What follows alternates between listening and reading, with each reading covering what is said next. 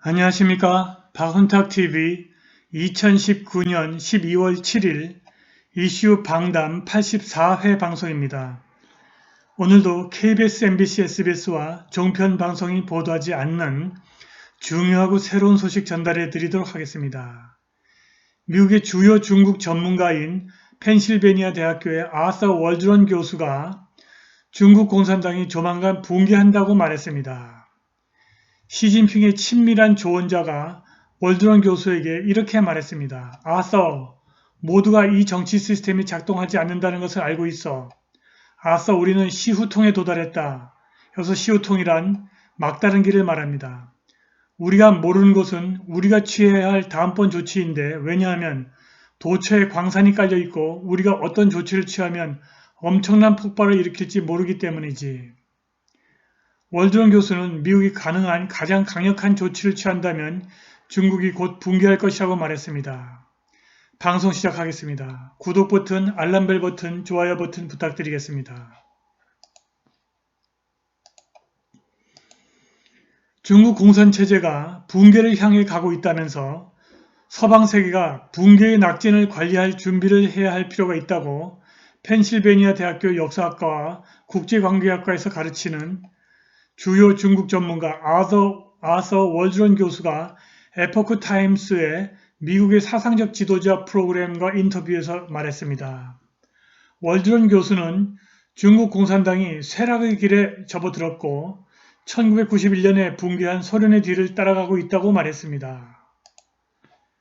나는 중국이 붕괴 또는 지치, 해체 단계에 있다고 믿는데 이것이 지금 당장 일어나지는 않는다고 월드런 교수가 말했습니다. 그는 중국 공산체제의 장기 이식을 위한 장기 수학 행위가 매년 수만 명의 양심수를 죽음으로 내몰고 있다고 말했습니다. 그는 또 중국 북서부 신장 자치주에서 위구르족과 무슬림 소수인종을 탄압하는 중국의 공산체제는 나치 독일 이후 가장 사악한 체제라고 말했습니다. 월드런 교수는 이름을 밝히지 않은 중국 지도자 시진핑의 친밀한 조언자와의 대화를 회상했습니다. 그가 월드런 교수에게 아서, 도대체 우리는 무엇을 해야 하지? 이제 모두가 이 정치 시스템이 작동하지 않는다는 것을 알고 있어 라고 말했답니다. 그는 또 월드런 교수에게 우리는 시후통에 도달했다고 말했답니다.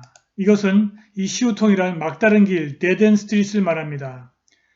시진핑의 친밀한 조언자는 그러나 우리가 모르는 것은 우리가 취해야 할 다음번 조치인데 왜냐하면 도처에 광산이 깔려 있고 우리가 엄청난 폭발을 일으킬지 모르기 때문이지 라고 말했답니다.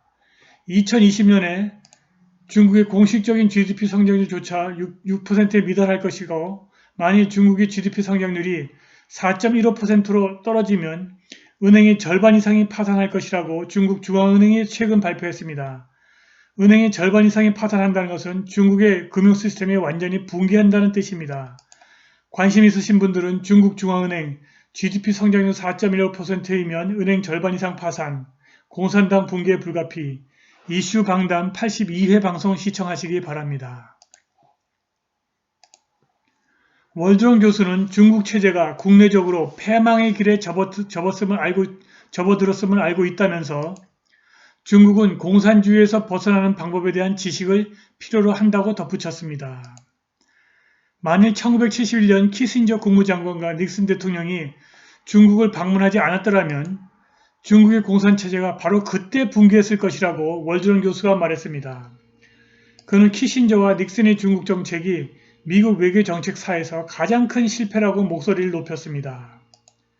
당시 모택동이 중국 공산체제를 통치하고 있었는데 그때 심지어 모택동 자신도 조만간 중국 공산당이 붕괴할 것이라고 느꼈으나 닉슨 대통령과 키신저의 방문이 공산당을 살려주었다고 2005년 9월 중국 민주화운동가 웨이징쉥이 워싱턴 DC 연설에서 말했습니다.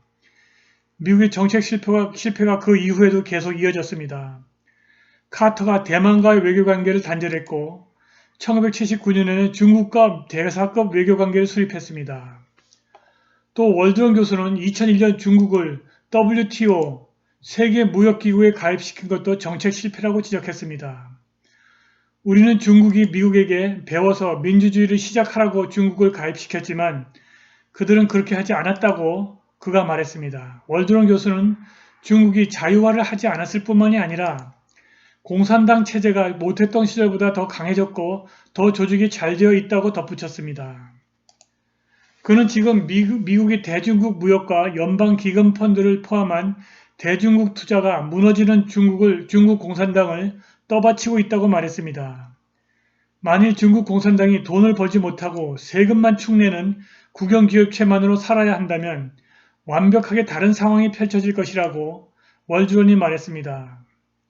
11월 6일 공화당 상원의원 마르코 루비오가 이끄는 공화당과 민주당 상원의원이 연방 은퇴자 연금의 중국 주식에 대한 투자를 금지하는 법안을 도입했습니다. 월드론은 미국 정부가 실제로 가능한 가장 강경한 대중국 노선을 취해야 한다고 믿고 있습니다. 미국의 자본이 중국을 떠받쳐주지 않으면 멀지않아 중국 공산당이 붕괴할 것이라고 그는 믿고 있습니다. 미국의 무역과 자본이 중국으로 가지 않으면 중국 공산당이 버틸 수 없다는 것입니다. 월드론 교수는 현지 국무장관 마이크 폼페이오와 그의 동료들이 직면한 가장 큰 도전은 아마도 중국 공산당을 끝장내는 방법에 관한 생각을 시작해야 한다는 것이라고 말했습니다. 그들은 이 막다른 길 끝에서 그들이 할 일을 결정하고 우리는 중국 공산당 붕괴에 대한 대책을 강구해야 한다고 그가 덧붙였습니다. 1992년에 만들어진 미국 홍콩 정책법 덕분에 홍콩은 지금까지 무역, 투자 그리고 비자 발급 문제에 있어서 중국과 별개의 실체로 호의적인 취급을 받아왔습니다. 그런데 최근 미국의 상하 양원이 만장일치로 통과시켰고 트럼프 대통령이 서명한 홍콩 인권 및 민주주의법 때문에 홍콩에 대한 특별한 취급이 사라질 것입니다. 홍콩이 미국이 제공하는 경제적 특권을 유지하려면 매년 중국으로부터 충분히 자율적이라고 하는 것을 미국 국무장관에게 증명해 보여줘야 합니다. 나는 홍콩의 특별한 지위가 끝났다고 생각한다. 그렇게 되지 않기를 바라지만 나는 그것이 끝났다고 생각한다고 월드론 교수가 말했습니다. 우리가 홍콩에서 목격한 가장 드라마틱한 특징들 중 하나는 삼합회라고 하는 중국 마피아와 홍콩 정부의 긴밀한 관계라고 월드론이 말했습니다. 그는 홍콩 정부가 시민의 말에 귀를 기울이고 싶지 않고 그리고 그들이 줄을 서게 만들려고 할 때 삼합회 깡패들을 동원하고 시민을 두들겨서 겁을 준다고 덧붙였습니다. 7월 21일 흰 셔츠를 입은 삼합회 깡패들이 옌롱 전철역에 쳐들어가서 승객들을 몽둥이, 곤봉 그리고 장대로 두들겨 팼습니다. 6일 이후 수천 명의 시위대가 삼합회 깡패들이 지하철 공격에 항의하려고 길거리에 나섰고 앰네스티 인터내셔널이라는 국제단체가 홍콩 시위대와 시민에 대한 삼합회 깡패의 폭력 행위를 확인하고 경찰에 항의하는 서한을 보냈습니다. 5, 6개월의 시위 사태 이후 이제 홍콩의 모든 시민이 중국 공산당이 위험하고 추악하고 그리고 절대로 신뢰할 수 없다는 것을 알게 되었다고 월드론이 말했습니다. 미국의 최대 자산관리기금 블랙록 그리고 뱅가드가 중국 주식시장에 진입하려고 하고 있습니다. 그러나 이들보다 규모가 훨씬 더 큰 미국 연방퇴직연금이 중국 주식시장에서 벗어나면 중국 공산당은 결정적인 타격을 입을 것입니다.